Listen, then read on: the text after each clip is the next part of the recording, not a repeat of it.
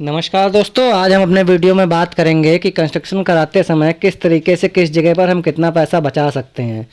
बहुत सी ऐसी कंस्ट्रक्शन कराते समय जगह होती हैं जहां पर आप एक्स्ट्रा पैसा फिजूल खर्च लगा देते हैं, जहां पर उस खर्च की ज़रूरत नहीं होती है, लेकिन किसी के सजेशन पर या इंजीनियर की ड्राइंग पर आप एक्स्ट्रा खर्च वहां पर लगा देते हैं।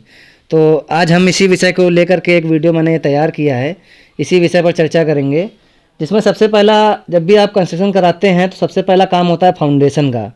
तो फाउंडेशन के लिए मैंने बहुत सारे वीडियो पहले भी बना दिए हैं, एक और वीडियो के मैं आपको इसमें मैं फाउंडेशन के बारे में बताता हूँ। तो फाउंडेशन के बारे में ये आपको सजेस्ट करना है मुझे कि जैसे कि आप 2 मंजिल या 3 मंजिल ग्राउंड फ्लोर या फर्स्ट फ्लोर या सेकंड फ्लोर इतना तक आप अपना मकान कंस्ट्रक्शन कराते हैं और आपके प्लाट की चौड़ाई 12 फीट 15 फीट या 20 फीट है, और ये मान करके चलिए कि इस तरीके के मकान में आपको यदि फाउंडेशन का वर्क कराना है तो उसमें आपको फाउंडेशन, ये मान लीजिए कि 4 बाई 4 का आप गड्ढा करा सकते हैं। फाउंडेशन कॉलम के लिए 4 बाई 4 का गड्ढा करा सकते हैं, और जो कॉलम आप अपना खड़ा कराएंगे वो आप 12 mm की 4 सरिया का कॉलम खड़ा करा सकते हैं। कॉलम उसी प्रकार से आपको बनाना है जो मैंने अपने पहले वीडियो में आपको बताया भी है कि कॉलम किस तरीके से बनाना है आपको। तो उसी हिसाब से आपको कॉलम बनाना है। नीचे की जो रिंगें होंगी 5 से 6 इंच पर होंगी, ऊपर की रिंगें 7-8 इंच पर भी हो सकती हैं। इसी हिसाब से आपको बनाना है। ज़्यादा बड़ा गड्ढा आपको लेकर के नहीं चलना। होता क्या है कि इंजीनियर जब सजेस्ट करता है तो हम लोग अपना अधिकतर पैसा फाउंडेशन पर ही लगा देते हैं। 5 बाई 5 के बड़े बड़े गड्ढे कराते हैं, 6 बाई 6 के गड्ढे कराते हैं, उसमें उसी के अकॉर्डिंग हम अपनी सरिया वेस्ट करते हैं, मटेरियल वेस्ट करते हैं।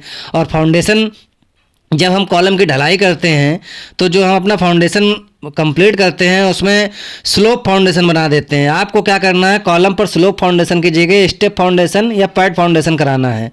पैड फाउंडेशन से होगा क्या, आपका जो मटेरियल का खर्च होगा वो कम लगेगा।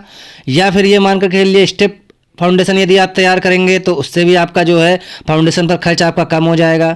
सरिया आपको 6 सरिया देने की कोई ज़रूरत नहीं है। बहुत से इंजीनियर आपको सजेस्ट करेंगे कि आप 6 सरिया डाल दीजिए, या रिंग ऐसी कर दीजिए, 2 डबल रिंग कर दीजिए, बर्फी रिंग ऐड कर दीजिए, या बहुत से तरीके के सजेस्ट करते हैं। लेकिन आपको अपना स्ट्रक्चर देख करके चलना है, अपना बजट देख करके चलना है, अपना मटेरियल, अपना मकान देख करके चलना है कि आपके पास कितना बजट है और उस बजट में आपको क्या क्या काम कराना है।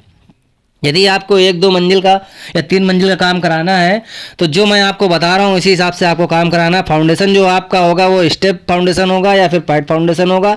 कॉलम की सरिया जो होंगी वो 4 सरिया होंगी 12 mm की, और सरिया में जो नीचे रिंग होगी वो आपकी, ये मान करके चलिए 5 से 6 इंच, ऊपर की 7 से 8 इंच हो सकती है। इतना काम तो ये आपका फाउंडेशन का हो गया। इसके बाद जब हम बात करते हैं यहाँ पर ऊपर टाई बीम की, तो टाई बीम की जब हम बात करते हैं तो टाई बीम में आपको यहाँ पर करना क्या है कि यहाँ भी आपको 12 mm की 4 सरिया देनी है और एक्स्ट्रा बार अलग से दे करके चलनी है। तो इस हिसाब से आप करेंगे। बहुत से लोग क्या करते हैं, टॉप और बॉटम पर सरिया एक्स्ट्रा कर देते हैं या अलग से और सरिया उस पर डला देते हैं, 6 सरिया की बीम कर देते हैं। आपको ऐसा नहीं करना है। आपको 4 सरिया 12 mm की रखनी है। रिंग की डिस्टेंस आप जो है 7 से 8 इंच कर सकते हैं, उसमें कोई दिक्कत वाली बात नहीं है। तो इस तरीके से आप अपना एक्स्ट्रा जो आप फिजूल खर्ची करते हैं बीम पर और फाउंडेशन पर, वो आप अपना बचा सकते हैं। अब इसके बाद करते हैं हम 9 इंच की आपको वाल उसके ऊपर कंस्ट्रक्शन में नहीं करवानी है। आउटर जो आपकी वाल हो वो भी आपकी प्लिंथ बीम के नीचे की जो वाल होगी वो भी आउटर की, उसको आपको 9 इंची लेकर के चलना है। उसके बाद सबसे ऊपर जब आपकी प्लिंथ बीम पड़ जाएगी फिर आपको जितनी भी वाल उठानी है वो 4 इंच की वाल उठानी है। 4 इंच की वाल में आप यहाँ पर सीमेंट का प्रयोग कोई ज़रूरी नहीं, हर सीमेंट बढ़िया होती है। लोग बहुत सा सजेस्ट करते हैं कि ये सीमेंट आप लगवाएं, कैरी बैग लगवाएं या वाटरप्रूफ सीमेंट लगवाएं। कोई ज़रूरत नहीं है आपको ये सब सीमेंट लगवाने की। आप नॉर्मल सीमेंट भी लगवा सकते हैं, नॉर्मल सीमेंट भी बढ़िया सीमेंट होती है। हाँ, जब आप प्लास्टर कराते हैं तो प्लास्टर के समय भले आप क्या करें कि अच्छी सीमेंट का प्रयोग कर लें या फिर वाटरप्रूफ केमिकल आप डलवा सकते हैं। और बहुत सी जगह मैंने देखा होगा, आप लोगों को भी मालूम होगा, बहुत सी जगह ऐसा होता है कि जब भी हम नया कंस्ट्रक्शन कराते हैं तो बीच बीच में आपने देखा होगा कि दीवारों पर लोना लग जाता है, सीलन लग जाती है। तो इसके लिए आपको करना क्या है, इसके लिए आपको ये करना है कि कोशिश ये करें 3 से 4 फीट तक की जो आपकी वाल हो उसको आप आरसीसी उठवा लें, क्योंकि यदि आपकी आरसीसी वाल रहेगी तो उस पर लोना मुश्किल है कि चढ़े। ये जो मैं आपको सजेशन दे रहा हूँ इसमें एक चीज़ बहुत ही ज़्यादा इम्पॉर्टेंट है, मायने रखती है, वो ये है कि हमारे कहने पर आप 12 mm की सरिया का उपयोग कर तो रहे हैं, लेकिन ये याद रखें कि कॉलम से कॉलम की डिस्टेंस जो है आपकी वो 10 फीट या 12 फीट या 15 फीट तक है, तो आप 4 सरिया का कॉलम उपयोग कर सकते हैं। और जो बीम है उसमें भी आप 4 सरिया का उपयोग कर सकते हैं। यदि आपकी डिस्टेंस मान लीजिए 20 फीट है या 18 फीट है या 15 फीट है, तो आपको उसमें इंजीनियर के द्वारा बताए हुए सजेशंस के अनुसार आपको सरिया बढ़ा करके चलनी है। क्योंकि होता क्या है कि लोग ये सोचते हैं कि इन्होंने सजेशन दिया, लेकिन ये सजेशन गलत है, लोग कमेंट भी करते हैं। लेकिन मैं आपको उसके लिए भी ये बात बता दे रहा हूँ कि ये चीज़ें आपको तब करनी है जब आपकी कॉलम की डिस्टेंस जो मैंने बताई उतनी हो।